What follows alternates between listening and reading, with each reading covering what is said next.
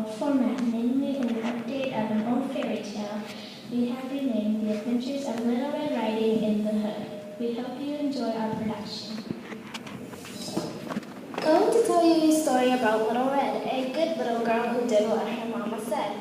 Red was in the Red Ribbon PBL at school, and what she didn't know about crime just wasn't very cool. Her mama called her to her side one day, and this is what she had to say. Come over here, Little Red. Your poor grandma is sick in bed. I need you to take this basket of medicine and sweets. Because something will make a body better than the truth. Of course I will, Mama. I like being good. After everybody cleared across the hood.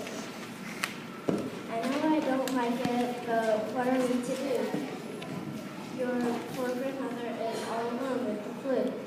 I'd go myself, you know, my dear, but I'm afraid your baby sister needs me here. Wait.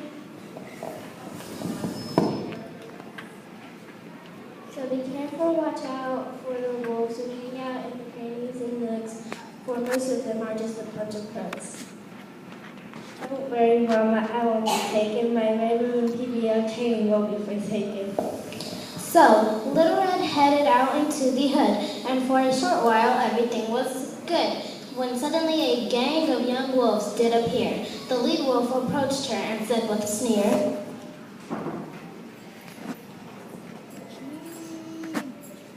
Well, if they just ain't going where, why are you going home?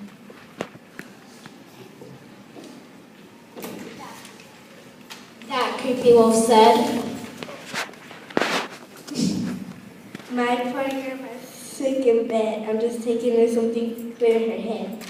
Here, clever hand ain't my bag. We're just sharing some toes here and be careful. My, what big cigarettes you have. Bigger the toke, the better the high, my dear. I'm not interested in getting high. I think I'll just say goodbye. Hey, don't be a chicken. Come on, be one of us. Why do you want to make such a fuss? It's just a little weed, some harmless fun. You need to get yourself some.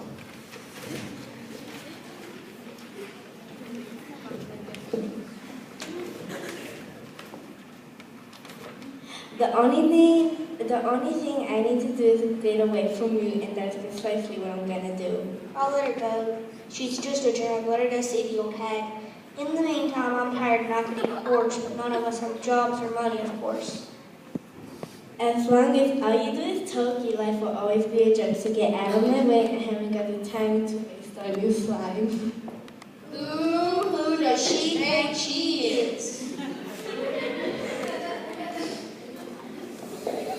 Well, Little Red continued across the hood, pedaling as fast as her little feet could. The day was fading, it was getting dark. She passed through many neighborhoods and parks. She passed the building at Eastfield School, but she had to stop when she spied some other wolf fools standing out back, spray can in hand, ready to redecorate the land.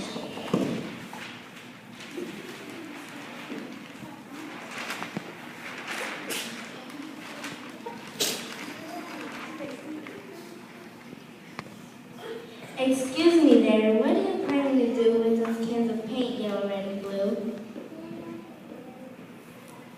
Me and my friends are just artists, you see, and I plan to turn this building as a monument to me. I'm tagging it in my own special way for the people to enjoy in a lot of joy. My, what big aerosols we have. The better to spray you with, my dear. Why can't you just paint on paper canvases instead? Your big ego is so big, just like your fat head.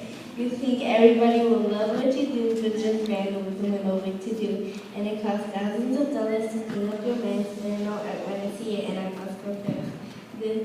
This ain't art, honey. Take that to the grave. If I was your mama, I'd give you a spade.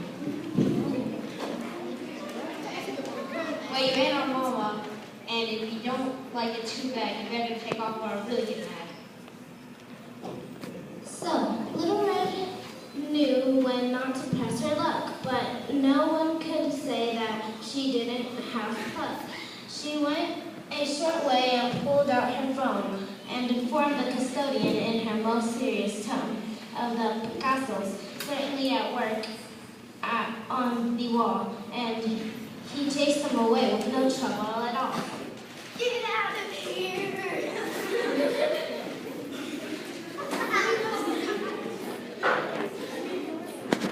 Red knew she should be heading to grandmother's door, but she made a short detour to the corner store.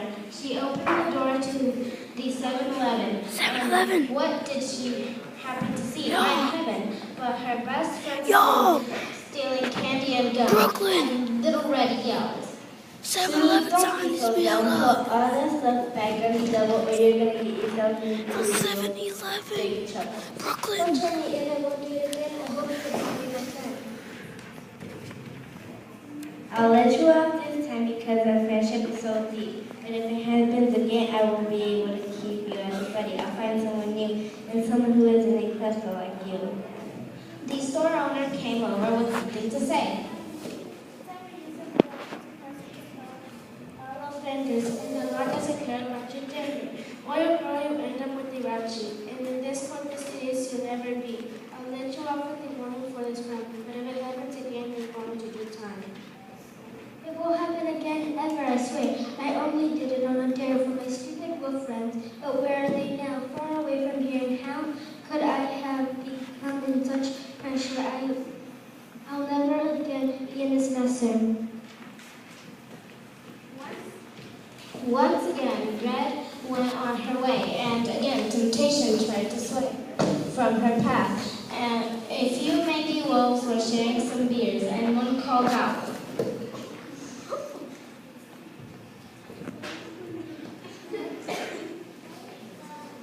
Hey, Theaterh, come here. You simply got to try this brew. It'll make you do things you never thought you could do. I don't need booze to make me feel neat, and I'll call you tomorrow when you don't feel so sweet. While you're throwing up with the cloths on your head, I'll be bouncing right out of bed and getting out into a beautiful day. I haven't got the time to waste this. So you're still show her the door. It just needs more in the case of 24. You're right, you really are a boy. well, Red finally made it to her. A suspicious look fell over her face. When she saw the front door open, she got quite a fright. It was slightly open instead of shut tight, the way her grandma would normally do. Little Red knew that this was her cue to call 911 and get help from the cops, and this is where she should have stopped.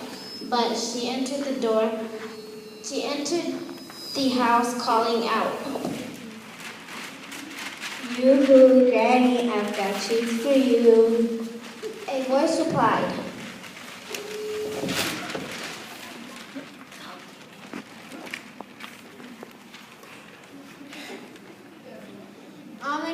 I'm in here, my dear. I'm sick in bed with the flu. If you wouldn't have come, I'd not know what to do. knew right away the voice didn't match, and she decided she had an intruder to catch. A wolf lay disguised in Granny's own bed, trying to hide under a nightcap on his head. Come closer, Red. Let me see your sweet face. What big ears you have, Granny, and isn't that a trace of a beard mostly on your chin?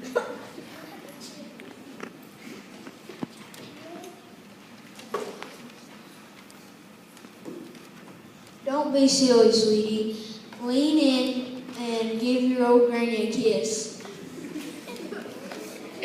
What this last wolf did not know is that Red is a black belt in Taekwondo. Little Red can only assume the position to finally accomplish her mission, for it seems a wolf's bark is worse than its bite.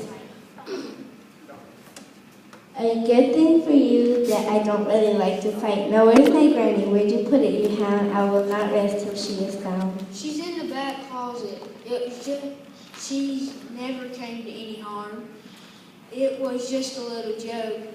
You had nothing to fear. we would have never really heard the old dear. Well, I don't like your little games, and I bet the judge will feel the same. So toodaloo, request gifts for your mail. Don't expect me to visit you at jail.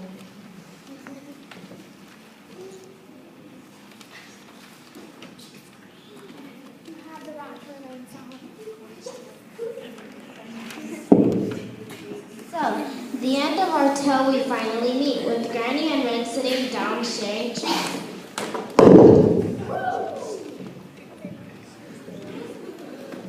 Red, you carried that basket with such determination, but a girl like you can handle all situations with maturity, reasonable esteem, and some fun, and your red ribbon training to get the job done.